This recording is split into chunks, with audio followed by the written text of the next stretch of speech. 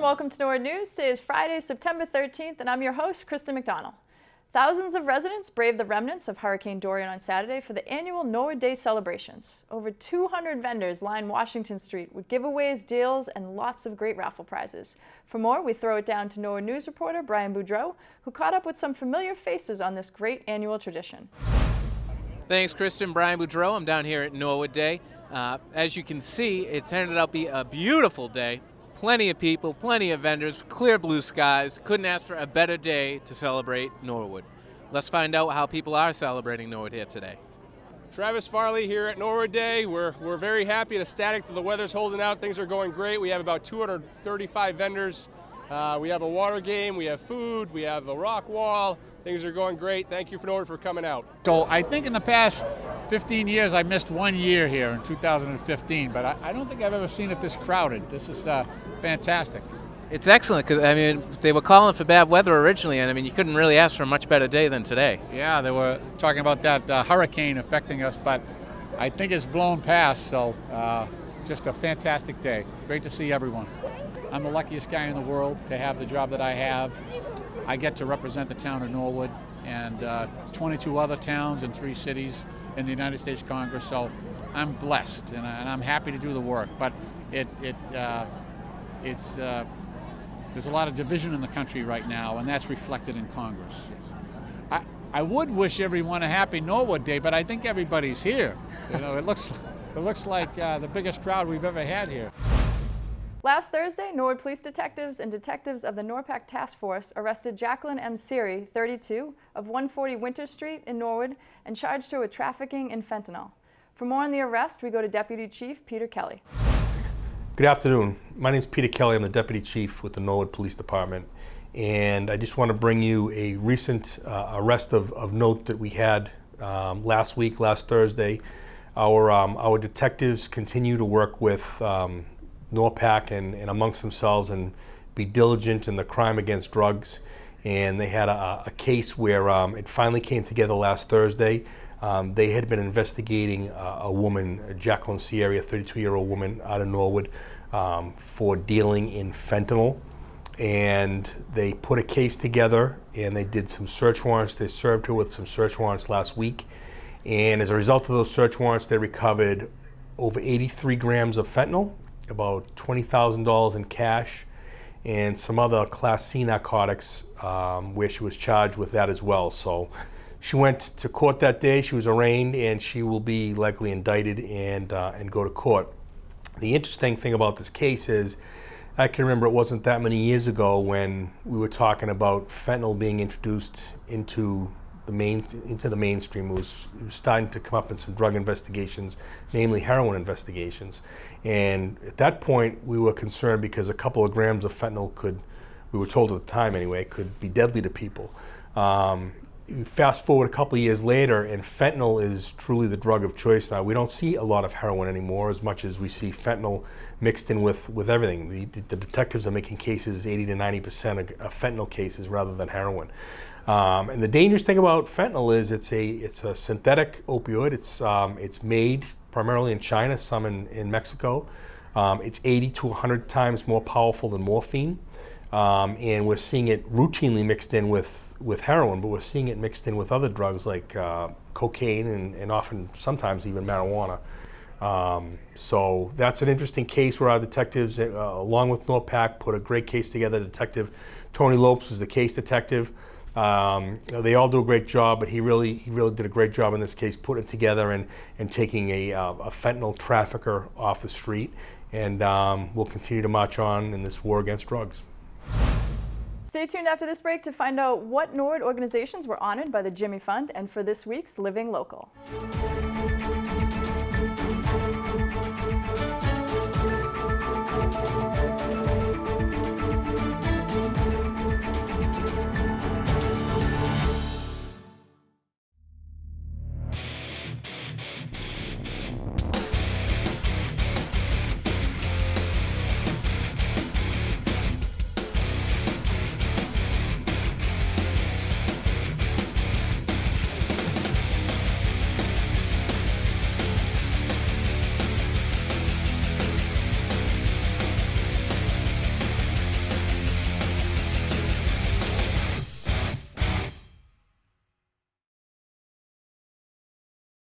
Welcome back. For over 50 years, the Norwood Police Department and for over 25 years, the Friends of St. Nick have been hosting local fundraisers to raise money for the Jimmy Fund in Dana-Farber.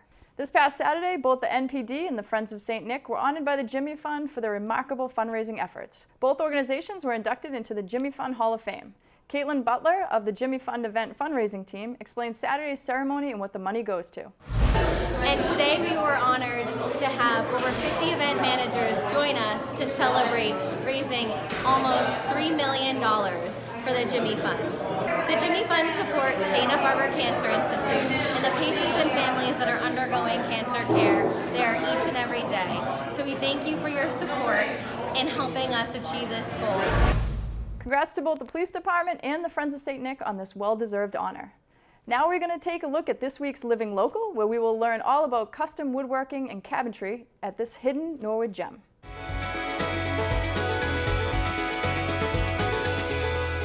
Tucked away in the Winsmith Mill Commerce area, K International Woodworking is a custom cabinetry and millwork company producing high-end designs for residential and commercial clients. Woodworking has been a part of owner Franjo Katić's life since a very young age. It's a family business. My father owned the business back in Bosnia, and I was helping him at the shop. Then, that's how I become a lover in the woodworking, and that's how I started working in the woodworking. I used to work in Germany for 8 years before I got here to the United States. Then working over here for another woodworking company in Norwood, I actually, from there I developed another business that basically I am right now in it. After 35 years of experience, Katić decided to open his own business. And family was the inspiration when deciding the K International name. First business name supposed to be K Woodworking. K represent basically my family last name, but that name was taken for somebody else, and one of the friend of mine told me, you have an international background and you have a lot of international woodworking everywhere, so why wouldn't you name that as a K International Woodworking? And that's how it became a name. K International isn't your average furniture shop. They are creating high-end designs for customers all over the country.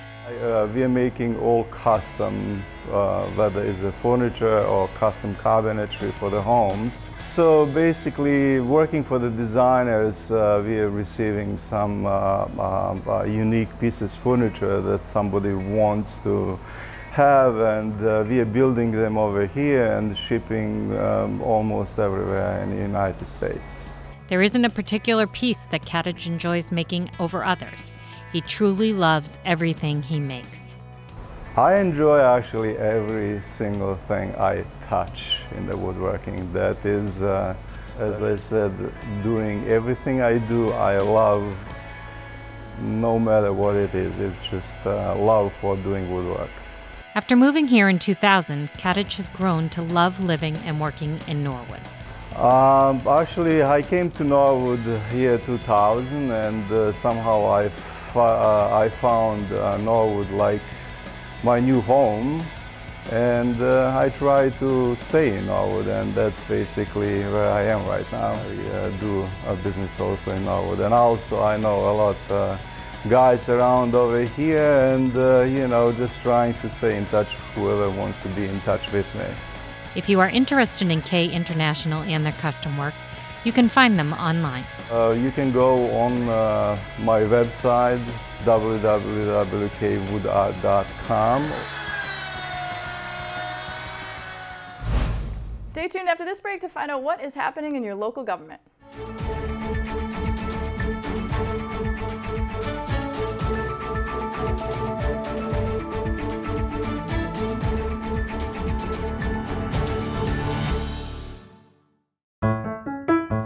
Do you want to stay up to date with Norwood Community Media? Then subscribe to our weekly NCM newsletter. Every Friday, our promotions department publishes an online newsletter that highlights the work of NCM and the latest happenings.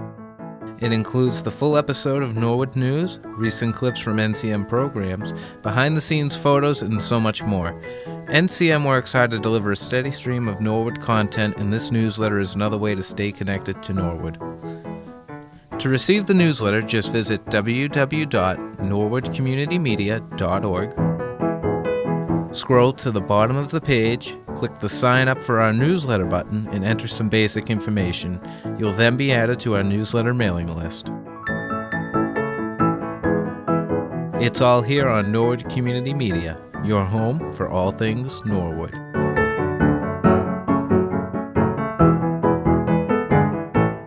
Welcome back to Norwood News. It was a busy week in government with 8 board meetings throughout the week. The Planning Board met Monday night with a full agenda. The meeting began with a minor site plan approval for signage at Norwood Center Pizza. Following that discussion, the board had its first public hearing of the night for a special permit application for internally illuminated signage at Daddy's Dairy. The second public hearing of the night was for site plan approval and for a special permit application for internally illuminated signage in the Central Business District. The final agenda item of the night was the discussion of a proposed zoning bylaw amendment for conversion of certain historic residential structures. The Planning Board will meet again on September 23rd. Tuesday night, after a 6:30 executive session, the Board of Selectmen met with representatives of Moderna, a research company located on Upland Road. Moderna sat before the board to discuss the possibility of a TIF, or tax increment financing agreement. Moderna gave a brief presentation on their achievements and proposed expansion plan. Currently, we occupy the Upland or Moderna Way 1 facility. It has 200 square feet. It's clinical space, so clinical manufacturing. And due to the company's projected growth or potential growth, we decided, we did a strategic decision not too long ago to secure the building, which is in 200 Moderna Way or Tech Drive Way, just north of us. It's the old UTI building. Okay, so we secured the lease there. And we're considering different opportunities. We are looking really for office space, for research space, for potential growth in manufacturing. We started developing our community involvements. We have just recently, actually yesterday, we had the second time visit of the principal of the high school, the local Norwood High School, Hugh Galligan.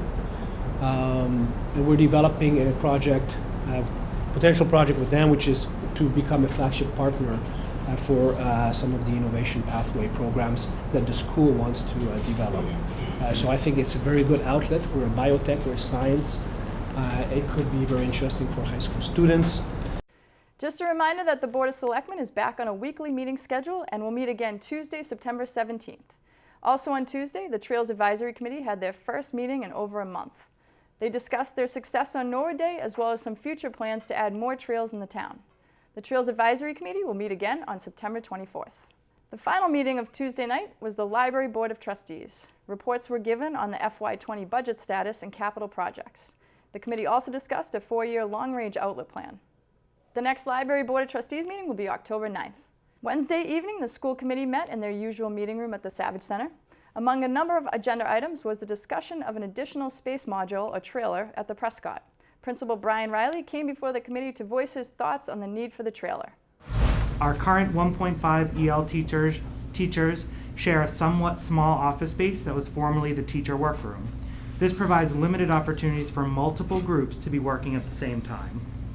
Additionally, our adjustment counselor is positioned in the office conference room, in which you have to cut through the nurse's office to get to. This causes frequent disruptions to both the nurse and the adjustment counselor and the students that they're working with. I want to be very clear about what our needs are moving forward, as well as things that will continue to present challenges for us. First, our needed additional space will be used as a combination office and teaching space for 2 individuals, both of our English language learner teacher team. Our EL teachers are fantastic at providing students with hands-on, energetic, and exciting lessons that include singing and dancing, frequent movements around their space, and it's imperative that a warm and welcoming classroom environment be provided where these two teachers can work comfortably. Paul Riccardi will be at the next school committee meeting to discuss potential bid prices. Also Wednesday night, the committee discussed the superintendent evaluation responses as well as subcommittee representation. The school committee's next meeting is September 25th. Also Wednesday night, the Community Preservation Committee met with 4 main topics to discuss. The meeting began with the CPC document review, which covered project application review and approval and the CPC plan review. After approvals by the board, the discussion turned to the upcoming fall special town meeting. Paul Halkiotis, Director of Community Development, discussed the potential purchase of the St. Streets lands. Following the hour-long discussion, John Apria, CPC Treasurer, provided the committee with a financial update. The committee then began planning for the upcoming public hearing on September 25th, which will include discussions on the St. Street lot purchase, Wildlands Trust, and application and CPC plan. There were a few moments of disagreement at the Airport Commission meeting on Thursday afternoon between Commission Vice Chairman Michael Sheehan and Boston Executive Helicopter regarding communication protocol. Yeah, I know as part of the settlement agreement that we have with BEH, there was a communication protocol to act in good faith for any issues that might arise, and where the agreement was signed several months ago. I want to ask the airport manager, Russ, have these meetings started? They have. Yeah. We've had two. We had 2 meetings. Second meeting was yesterday. It was actually we showed up, but we didn't actually hold a meeting because we didn't have any representation from BEH. So the meeting was scheduled. And BEH was aware it was scheduled? Yes, they were told at the first meeting that there would be a meeting on September 11th. And they didn't show up? That's correct. That's not true. I was told they were going to confirm the meeting, and nobody ever confirmed the time or the location of the meeting, so it's not true. I would have absolutely been at the meeting, but I didn't know where or when the meeting was. Those were tentative dates that were set at the first meeting. So, and I emailed the town manager today to ask him about that, and I haven't gotten a response. So it's not true that I didn't know. Well, it's interesting. It's a communication protocol, and there's already a drop in the communication. The discussion continued for several minutes between the Commission and Chris Donovan of BEH. It was my understanding from the first meeting that those meetings were established that day, so. Wasn't my understanding, and the insinuation is that I'm lying, that I knew when the meeting was and I didn't show up, and I take offense to that. I didn't know when the meeting was, so a simple email to me would have confirmed that, and Mr. Chairman, where an accusation's been made, no one's questioning anyone's integrity here, Mr. Donovan. He's simply asking about the communication protocol meetings that you had agreed to, and I don't think anyone made any accusation at all. You certainly didn't get the notice, and I'm simply asking that going forward that the town manager and who's part of the meeting group with the chairman establish a schedule, and then after the schedule and after the meetings that the Airport Commission has an update of that meeting. So no one made any insinuation, and you can watch the tape afterwards, and that will prove my point. I'm prepared to move on. Thank you, Mr. Chairman. Okay. It's pretty ironic that you bring something up that you didn't bring it up at the last meeting, Mr. Sheehan, and you're the one who's always led the charge against retaliating against BEH. That's enough, Mr. Donovan. Here we go again. Well, I will just right. comment on that, because if you want to go back to past history, I've always been the one that made the motion to approve your FBO. And the reason I asked that, I didn't know that they had started until I came out after the fact. I wasn't unaware of that. So I will, every month, be looking for what the feedback is from you and what the feedback is from the other members. And that's in my purview to do that, Mr. Donovan. Well, you didn't sign Thank the you, agreement, so Mr. you Donovan. wouldn't know, Mr. Donovan. The agreement Mr. Donovan. has been signed Matter of fact, Mr. on Donovan. his behalf. Mr. Mr. Donovan, by Mr. Sheehan. please, stop. Was not signed by Mr. Stop, or you're out of here. If they're gonna comment about me, I'm gonna respond to the comment. Please stop. This ended the Commission's exchange with Chris Donovan, and the meeting continued with additional agenda items. The full meeting will be broadcast and also available on the NCM Government Video on Demand. The Town Meeting Rules Committee met on Thursday night to review the consent agenda draft. After much discussion, the committee unanimously approved the draft to go to town meeting. For complete government coverage, tune into the NCM Government Channel or watch it on demand at norwoodcommunitymedia.org. Stay tuned after this break to find out what is happening in your schools.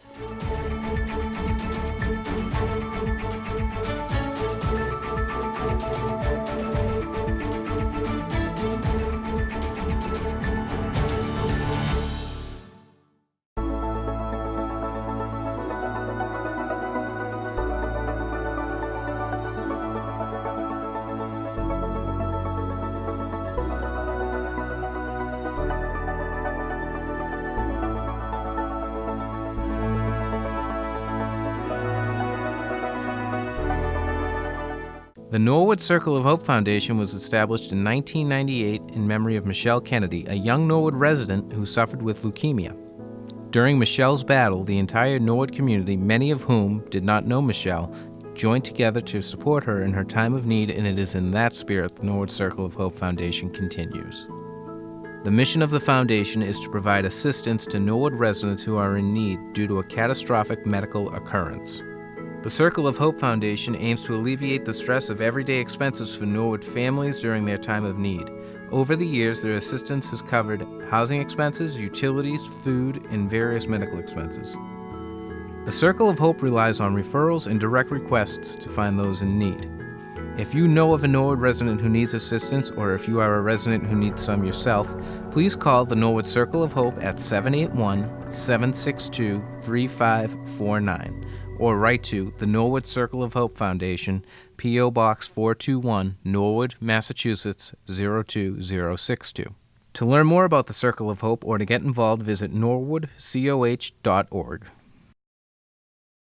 Welcome back. The 2019-20 school year is officially underway, and school reporter Rory Kerr is in studio to update us on everything that happened around the Norwood Public School District during the first week of school. Hi guys, I'm Rory Kerr and I'm a senior here at Norwood High School. Let's take a look at some activities happening in our Norwood schools this week. Kindergarten in Norwood got off to a great start this week at the Willett Early Childhood Center. Students arrived on Monday morning ready to see their new teachers and make new friends. The first few weeks of kindergarten are filled with new routines and learning about how to be independent within a class of 20 other 5-year-olds.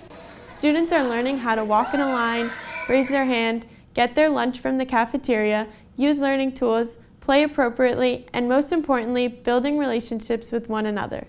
Willett is a great place to grow, and we are well on our way to a great year of fun and learning. The Cleveland School welcomed back their students with fresh new bulletin board displays. Some encouraged reading and others provided words of encouragement. Thanks to the teachers who took the time to put these colorful displays together. Here are some students enjoying their first recess. This year at the Cleveland, they are focusing on the power of our words. At their recent Kindness Assembly, they talked about how words can build or destroy the community. At the Balch, there were plenty of excited faces and visitors on the first day of school. Not only were the students excited, but so were the teachers. Principal Diane Ferrer would like to thank Assistant Superintendent Dr. Alec Wyeth and Norwood Police Officer Carmichael for stopping by. At the Prescott School, first graders went to the outside garden to pick their own healthy snacks. Choices included tomatoes and peppers grown right in the schoolyard. We will keep you updated on the healthy snack menu during the fall harvest. There are many new faces at the Prescott, and Principal Riley thanks staff and students for a great job on the first day of school. At the Coakley Middle School, the Green Team had some community building. These groups made some amazing tall structures out of marshmallows, tape, and pasta. What a great way to be creative and collaborative. I'm not sure what happened to the marshmallows. At the high school, class meetings were held this week. The deans welcomed back the students and reviewed some of the rules and expectations. They encouraged all the students to get involved and make the most of their high school years. Class meetings are held several times during the year, and it's a great way for administration to communicate with the entire class all at once. For the class of 2020, it's the start of an exciting year. There was a new herd of Mustangs at the Little Mustangs preschool this week. The boys and girls were excited to meet their new classmates and teachers. The preschool years are important for laying the foundation for future school experiences. The preschool years focus on social-emotional learning, as well as helping children learn how to follow routines, develop their independence, and to create a community of cooperative learners.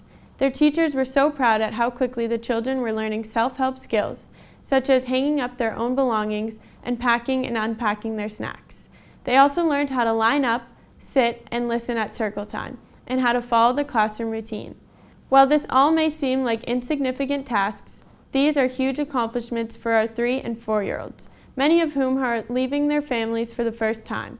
The staff and students at the Little Mustangs preschool will all be going to bed a little earlier this week.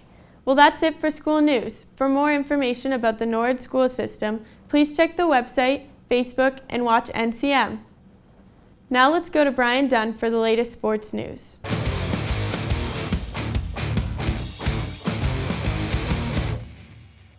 Hello and welcome into the sports update for this week. My name is Brian Dunn and many teams are in action this week and we got some highlights for you. Let's check it out and take you around the league. Recapping what happened over the weekend, football traveled to Walpole to take on the Rebels in a rivalry matchup. It was a solid first half for the Mustangs as they got the run game going early, but ultimately a second half surge from the Rebels was too much for Norwood to handle, and the Mustangs dropped their first win of the season 28-12. Monday was all field hockey. A matchup against Wellesley on the turf resulted in a 2-0 W of the Raiders, which preserved their unbeaten streak. Tuesday, NCM took the truck down to Father Max for a matchup against the Norton Lancers. Norton jumped out to an early edge, but the Stangs get a penalty kick opportunity midway through the second half, and Neo makes sure to put that one home. Norwood falls in this one 3-1 at home. Volleyball edges Sharon in a 3-1 set victory in the NHS Gym to round out the Tuesday scoreboard. Wednesday featured a great battle between the reigning TBL champion Mustang field hockey team and a strong program in Holliston. The Panthers, strong on the offense, were able to get the best of Norwood as the Mustangs dropped their first win of the year in a 3-0 loss to Holliston. Over in the gym, the Panthers bested the Mustangs in volleyball in straight sets. Rounding out Wednesday, boys and girls cross country dropped their meet to Acton over at Acton High School. Thursday, boys soccer dropped a 2-0 decision to Holliston, and golf went up against a powerhouse 2-time state champion Hopkinton golf team and fell short 264 to 231. And that'll do it for sports this week, but it's worth mentioning that the Boston Globe came out with their field hockey rankings on Wednesday, and there they are. The Mustangs come in at number 12 with a 3-1 overall record heading into the slate games for next week. We'll be in tune with the rankings as they're updated. For now, I'll leave you with a reminder of some upcoming events. Stay on the lookout for volleyball versus Dedham Monday night, cross country versus Holliston this coming Wednesday afternoon, and the home opener for Norwood football Saturday, September 21st against Medway, live on NCM. I'll talk to you next week. Kristen, back to you. Thanks, Brian. If you're looking for a fun community event where adults and kids can play soccer against each other, then you're in luck. Aubrey Seal, Program Director, has the perfect event for us coming up. On September 21st, Impact Norwood, in collaboration with Progress Norwood and Norwood Youth Soccer, are excited to announce our first ever Norwood World Cup and Cultural Celebration. We live in a culturally rich community, and what better way to celebrate all of our neighbors than through soccer and music. You can come out and cheer on your neighbors who are playing soccer, or just come for some lawn games and family-friendly activities. Again, join us on September 21st at the Coakley Middle School from 3 p.m. to 7 p.m. for a fun night. The ongoing construction of the new Norwood Life facility hit some major milestones this week. The binder, or first coat of paving, went down earlier this week, and in order for that to happen, any underground work, such as sewage or electrical, needed to be completed. According to Compass Management Project Manager Tony Pina, a building envelope has been completed as well. What this means is that the building is completely sealed from weather and outside elements. Interior work has also been moving along steadily, with HVAC, electrical, fire protection, and sheetrock all being installed. All new windows have been installed in the facility, and the storage warehouse has been painted. NCM will continue to follow this project as the December completion date grows closer. Engine 4 and NA1 of Norwood Fire and the Norwood Police responded shortly before 10 a.m. last Friday to a reported motor vehicle rollover in the area of a 675 Canton Street. Companies arrived on scene to find an armored vehicle on its side at the top of a large embankment. NA1 began treating both patients who had self-extricated prior to arrival. Engine 4 went to work stabilizing the vehicle, utilizing the engine as well as chains and a come-along winch. Companies remained on scene for the vehicle to be removed. Follow the Norwood Fire Facebook page for updates on fire department activity. Well, that's all for Norwood News. To stay up to date with Norwood Community Media, follow us on Facebook, Twitter, and Instagram. As always, thank you so much for watching. Have a great weekend.